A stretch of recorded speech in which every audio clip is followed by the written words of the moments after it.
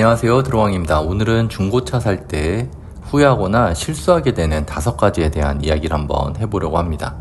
중고차 싸게 사면 가성비 최고죠. 그런데 제대로 확인 안 하고 사면 괜히 샀다, 내가 이걸 왜 샀지, 이런 말들을 하면서 나중에 후회하는 그런 분들 정말 많이 있습니다.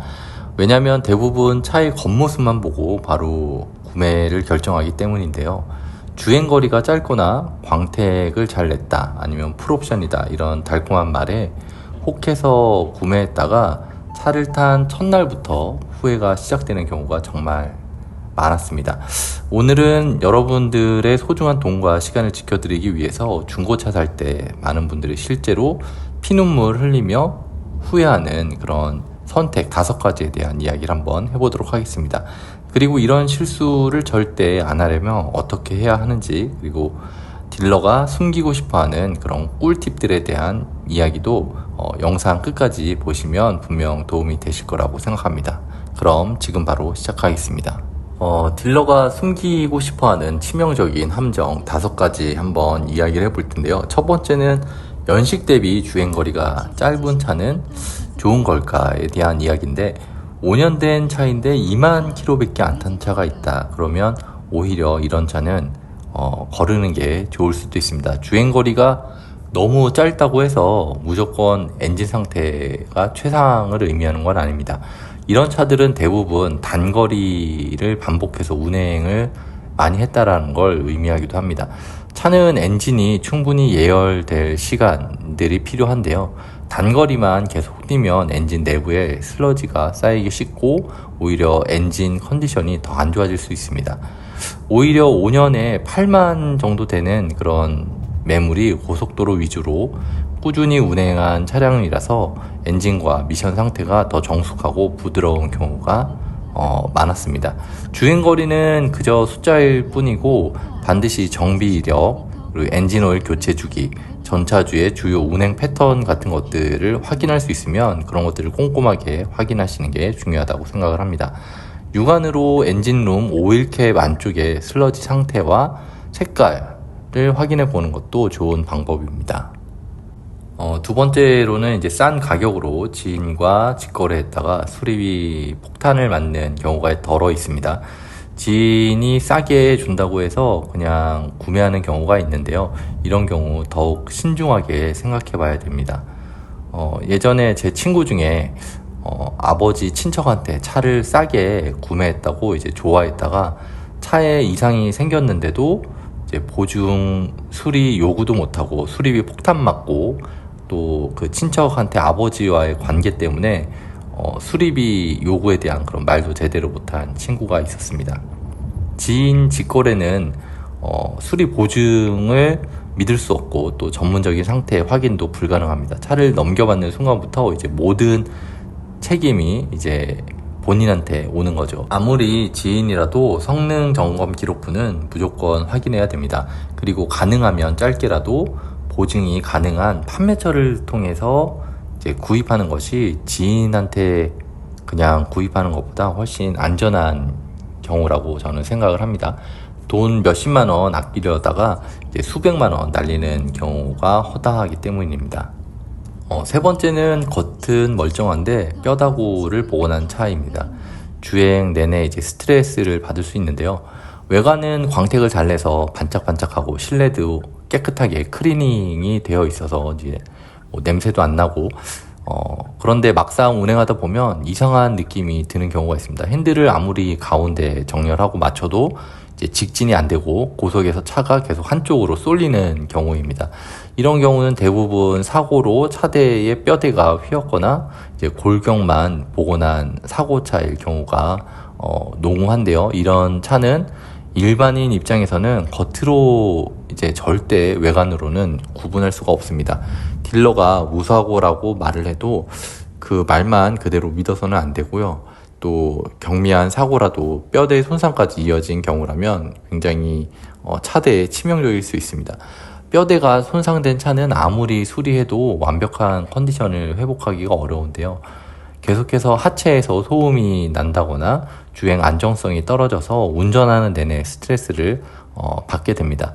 그냥 N카, K카, KB 차차차 같은 공신력 있는 플랫폼에서 성능 기록부 확인하는 건 이제 필수 중에 필수입니다.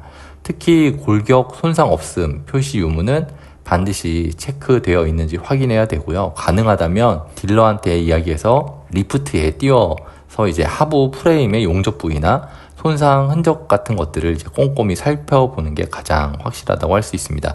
네 번째로 이야기할 부분은 풀옵션 이제 좋다고 샀다가 전자장비 고장으로 굉장히 어려움을 겪는 경우가 있습니다. 오래된 중고차인데도 HUD, 통풍 시트, 전동 트렁크까지 다 들어가 있는 경우가 있습니다.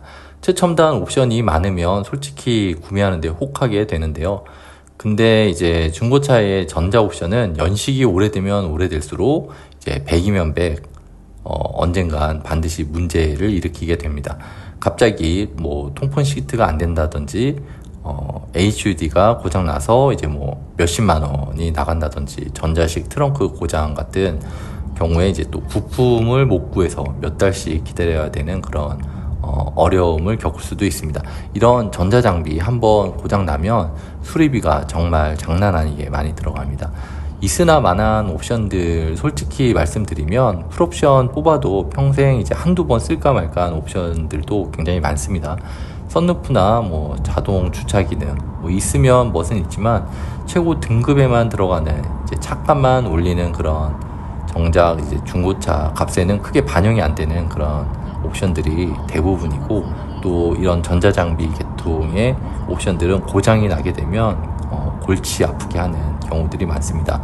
보증 수리가 끝난 전자장비가 많은 중고차일수록 오히려 잔고장 확률이 높습니다. 중고차는 꼭 필요한 옵션 위주로 고르시는 걸 추천드리겠습니다.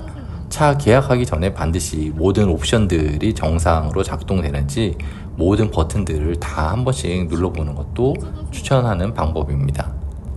끝으로 이제 5번째 이야기 하겠는데요. 외관뿐만 아니라 이제 하부도 꼭 체크를 해야 됩니다. 외관은 이제 광택도 잘 내놓고 긁힌 부분 같은 데는 이제 복원 도장 새로 해 놓으면 중고차도 거의 새 차처럼 보이기 때문입니다.